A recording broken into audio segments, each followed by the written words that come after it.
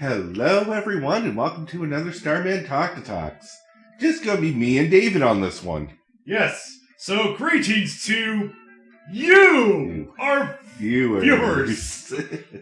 Oh no, with just the two of us, it doesn't feel right using the original one. No, that's fair. I'm just weird that way. No, so, Dave, I figured you should pick the topic because it's just going to be you and me and next. Well, speaking of weird topics I can talk about. Yeah. Who doesn't love giant fighting robots? Japan sure doesn't. Yeah. They have like 2 Gundam statues over there, I believe. Yeah. Of life-size variety. That's interesting. I do want to kind of go see those at some point. Yeah. Now, to be fair, I'm not a mech person overall, but I can get behind the idea of giant robot fights. Yeah. Well, isn't that because you're more of a fantasy guy? Yeah. So we just need you... Excuse me, my words are leaving me. We just need to find you a fantasy robot fighting series. Yeah. There are several, believe it or not. I had a feeling there's probably a crossover here or there, or a mixed match of fantasy giant robot. Yep. The one that comes to mind quickly is Escaflowne. Yep. That's one of them. Yeah. The Guy Mellis, as they were called. Yeah. That was an interesting show. Yeah. And how it got banned in certain countries, we'll say. Yeah. I must have told you about that, right? Oh, yeah. Yeah. Yeah, one of the main characters had an illegitimate child, for those who were wondering. Not by choice, it's more of a politics refuse their love or something like that. Yeah. That's all. That got banned real quick when that came to light. Oh, yeah. Who would have thought this kid's show would have stuff like that? That's because it was a teen show. You didn't just... I mean, we could go into that. It's like, I love that people think anime is for kids, and then when they watch anime, they're like, why is this for kids? It's like, it was never for kids. Yeah. Yeah. Funny thing about kids to adults, there's this thing in the middle called teenagers or adolescents.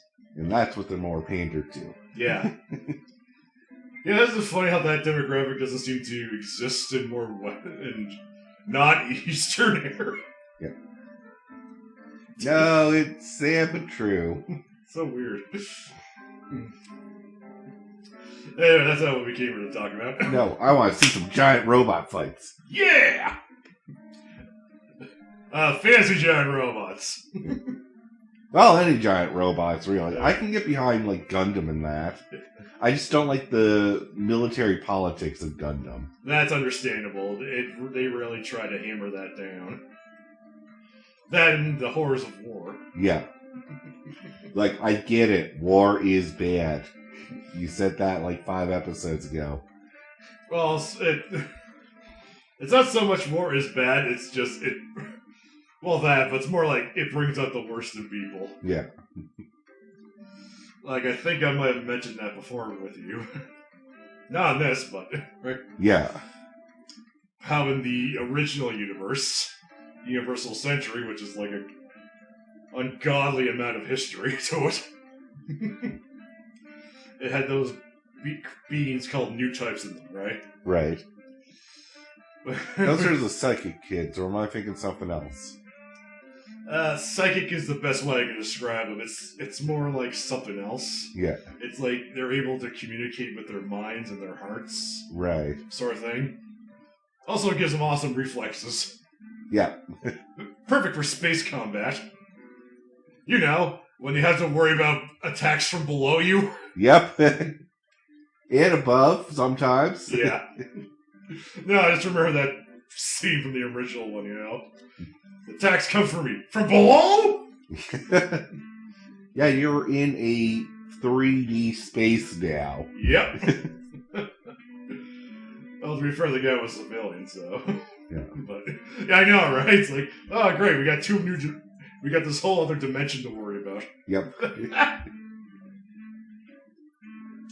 But anyway, I meant more like around the time the second series, Zeta, where they got somewhat more gritty. They give us these fun little beings called cyber new types. Okay. Or artificial new types. And this is going to get slightly depressing. So what happens is that the government or military, whichever you want to call it, rounds up an orphan. Yep. I already see where this is going. Of teenage age. Yep. And just artificially gives them new type powers. By whatever means they can. That doesn't sound like a bad idea. Oh, it gets worse. They fiddle with their brains. Oh, of course they would. Yeah. Right? We can't have our little weapon think for themselves or form connections. Yeah. We need them to kill the other side. Because we're totally better than the other side. Yep. Gotta have that mentality. Yep. Well, yeah, that was like one of the main problems in that world, right? Yeah. The opposing side's so obsessed with killing the other side, they'll do whatever ungodly thing that comes into their heads. Yeah. And that's a problem. Yep, it is. And that just gets all over the place whenever Psycho Frame enters the chat. Yeah. So, what is it about giant mechs that draws you to them, Dave? That's a good question. I don't know. I guess I've always had an affinity to robot characters even when I was a little kid. Okay. Like, believe it or not, I honestly thought the stormtroopers were robots because I couldn't see the faces. No, that's understandable because of how many there are. Yeah, right. I thought that too. I was like, oh, they're just a bunch of robots. No, they're clones. Yeah. I liked robots better. Oh my god, I forgot about the clone thing. Yeah. But yeah, that's right. It's just a weird way I thought. Usually when a robot character appears, no matter how annoying people find it, usually my attention goes to it. Yeah. Or a feeling that the talking animal character. Depending on which one. Yeah. There are a few annoying talking animal characters. I totally understand that. Yeah, I was like young when Transformers was new, so I guess it kind of springboarded from there. That's fair. Like, there was Astro Boy too, but, right? It's just like all those old 80s stuff. Yeah. This had an influence. No. That is fully understandable. Yeah. I'm trying to think of, like, because I'm not as experienced in the mecha as you are. Yeah. I was like, Power Rangers was kind of my thing. It does count. Yeah. Just. Oh yeah, there was a funny story behind that. Yeah. Yeah. First of all, I should let everyone know, Power Rangers is older than everyone thinks. Yep. Like, the original one premiered in, like, 75, I believe. Yep. And for the first two shows, there were no robots to speak of. Right. Yeah, it wasn't until the third one they started doing that. And you never guess what influenced that. Japanese Spider-Man. Man. Yep. Oh yeah, if you want a treat, look up Japanese Spider-Man. Yep. It's like someone found a Spider-Man comic and just ran with it. Yep. And put all the anime tropes to it. Oh yeah. Like Spider-Man being an emissary from hell. Yep. Or using a machine gun at one point, I believe. Yep. He also drives a mech. Yeah. Oh yeah, Leopardon. Yeah. That's hilarious. But yeah, that was a big influence on adding them later. Yeah. Yeah. Superheroes need big giant robots to save the world. Yeah. They even changed the name when they started doing that. Oh, the original name for Power Rangers in Japan is called Sentai, which I guess means Task Force. Yep. And then when the giant robots started popping up, they added Super to the front. Ah, sure. So there's a bit of a history lesson there.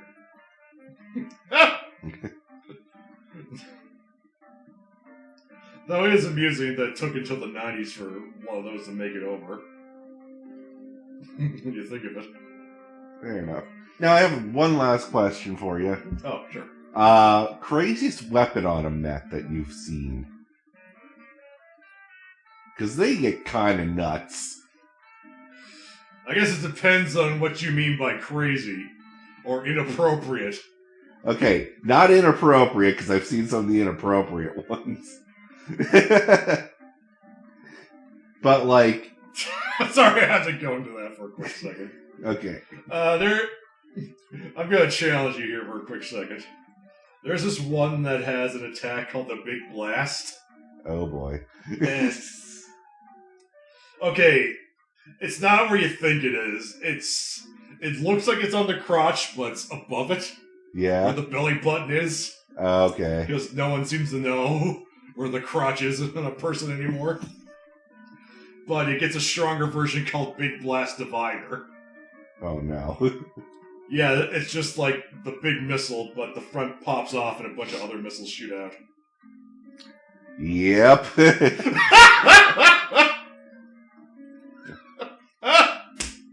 It was from the 70s. Oh, yeah. No, Combattler V, if anyone's wondering. But, yeah, it's really... Sorry, the best thing that comes to my mind right now is from G Gundam. Yeah. Because it's friggin' Gundam. As everyone knows, it's the more fighter one. Anyway, at the very final episode, I believe, the main character Domon and his girlfriend Rain defeat the final Devil Gundam, I believe it is, or whatever version it was. Yeah. With... sorry, the name's kind of hard for me to pronounce. Love Tenkyo Ken. Right. Probably butchered that to hell. But it just involved them doing this little dance, and then both of them putting one of their hands out like a heart. Yeah. And then this giant king emerges from it. Yeah. And does like the pose, like that arms folded pose. Yep. And then just flies at the Double Gundam. And it just leaves this big heart-shaped hole in it. And that ends it. Yeah, that what happened there? Yeah. I can somewhat explain that, not all of it. Domon was supposed to be the King of Hearts. Yeah. That was that whole motif. As for how that actually happened, I can't tell you. It's just the main characters were part of the Shuffle Alliance, and they're all card-themed. Yeah. Why it had to be a giant king, I cannot no tell. idea. Yeah. I guess it's just thematically appropriate, I guess. Yeah, that's about the best I can describe that. I mean, this is the same show that had an old man martial artist smash open a building. Yeah, with so. Fists! Because, you know, when you train hard enough, you can blow up buildings with a punch. Yeah. Come on, martial arts lets you do anything. Didn't Dragon Ball teach you that? Yeah. You're just not training hard enough. Exactly. Well, that's the best I can think of at the moment. Going too over the top. Because I know I've seen drills, I've seen a chainsaw. Yeah, I think of several machines that had those. Yeah.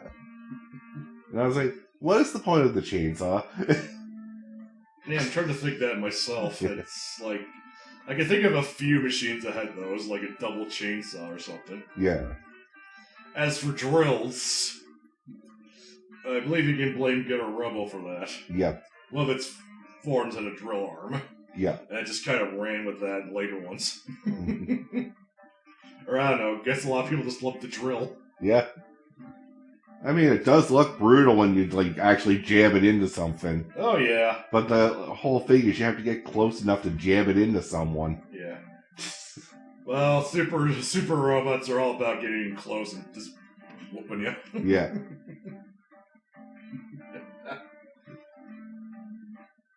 And that getter form was kind of the ground one. Yeah. I guess it's the best I can describe that. So, any final thoughts before we close out the episode? I heard some people are worried about the mecha genre dying out, but don't worry, it's still going strong. Like, hell, Gundam itself has been saying it's been getting the best sales it's had in years, so Yeah. always welcome for that kind of stuff. That's fair. I mean, I don't see it going anywhere anytime soon. Oh, the concern was just that there's been less mecha anime, has been somewhat less frequent. Yeah. In anime. Yeah, we kind of have, like, from what I can tell, is a switch over to alternate universe anime. Yeah.